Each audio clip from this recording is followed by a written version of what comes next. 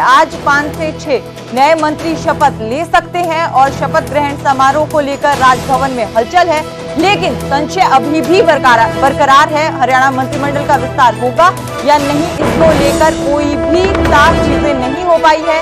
आज 5 से 6 नए मंत्री शपथ ले सकते हैं और शपथ ग्रहण समारोह को लेकर भी हलचल तेज है राजभवन में, लेकिन संशय बरकरार है।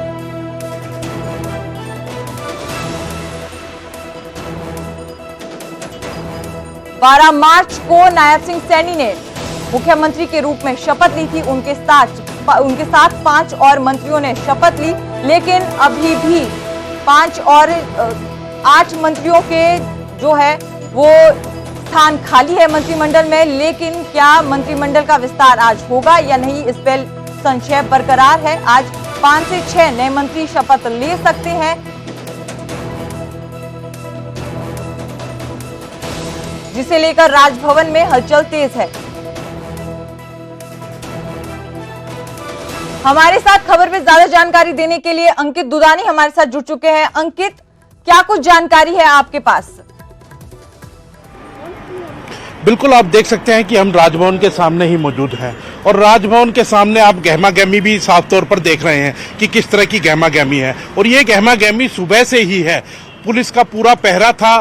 पुलिस का जिस तरह से शपथ ग्रहण समारोह होता है तो उसी तरह से पुलिस का पूरा पहरा था, लेकिन अभी कुछ ही देर पहले पुलिस का जो इतना भारी पहरा था वो वापस जा चुकी है। पुलिस फोर्स जो है वो वापस जा चुकी है। तो कहीं ना कहीं आप देख सकते हैं कि राजभवन के सामने अभी भी हालांकि लोग लगे हुए हैं, पुलिस फोर्स लगी हुई है, चंडीगढ़ पुलिस लगी हुई है। अभी अभी चीफ सेक्रेटरी जो है वो यहाँ पहुंचे हैं, राजभवन के अंदर गए हैं। तो कहीं ना कहीं अभी भी संशय बरकरार है कि शपथ ग्रहण समारोह होगा नहीं होगा। जी, लेकिन अंकित, तो जो ये संशय है ये क्यों है? बार बार टाइम दिया जा रहा है कि इतने बजे होगा, इतने बजे होगा, लेकिन ये संशय क्यों है? अभी तक ये क्यों है? क्या अभी तक विज नहीं माने हैं? मतलब किस वजह से ये देरी हो रही है? बिल्कुल, कहीं ना कहीं कारण यही नजर आता है सभी को कि अनिल विज जो हैं कि वरिष्ठ विधायक हैं, 6 बार के विधायक हैं अनिल विज, और सबसे वरिष्ठ मंत्री थे हरियाणा सरकार के अंदर। और उन्होंने जिस तरह से मना किया था कि वो शपथ नहीं लेंगे, तो कहीं ना कहीं सरकार जो है, पार्टी जो है, उसी पशोपेश में है कि अगर वो शपथ नहीं लेते हैं तो फिर क्या कि दूसरों को शपथ दिलाई जाए, नहीं दिलाई जाए। बार बार यही विषय उठ रहे हैं। हमारे साथ विधायक जो है गुरुग्राम से सुधीर सिंगला साहब, वो हमारे साथ मौजूद है, उनसे जानते हैं। सुधीर जी, किस तरह से देखते हैं, क्योंकि लगातार जो है संशय बरकरार बना हुआ है, आखिर ऐसा क्या हो गया है? वही संशय तो बरकरार है ही, और जैसा आपको मालूम है ऐसे मुझे मालूम है।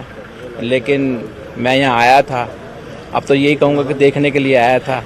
वो जब कोई काम मेरे ख्याल हुआ ही नहीं तो ऐसे ही लगता है। लेकिन मुझे लगता है कि फिर भी 3 बजे तक का टाइम, 2:45 बजे, 2:30 बजे तक टाइम देना चाहिए।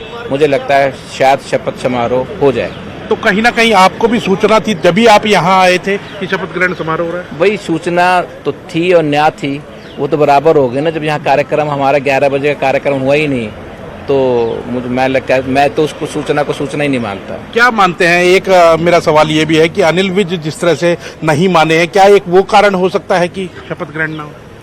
मैं समझता हूँ ये भी कारण हो सकता है, और मैं बहुत कारण जानता हूँ वो, लेकिन मैं कह नहीं सकता आपको वो।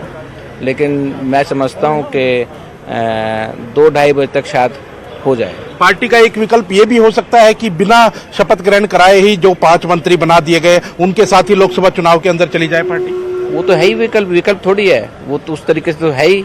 जो मुख्यमंत्री बना दिया, मुख्यमंत्री के साथ 5 विधायक उन्होंने बना दिए, मंत्री बना दिए, तो उसके अंदर विकल्प की बात नहीं है। वो तो हमारे जो हैं वो सर्वमान्य नेता हैं ही। मंत्री के लिए कोई आपको भी फोन आया?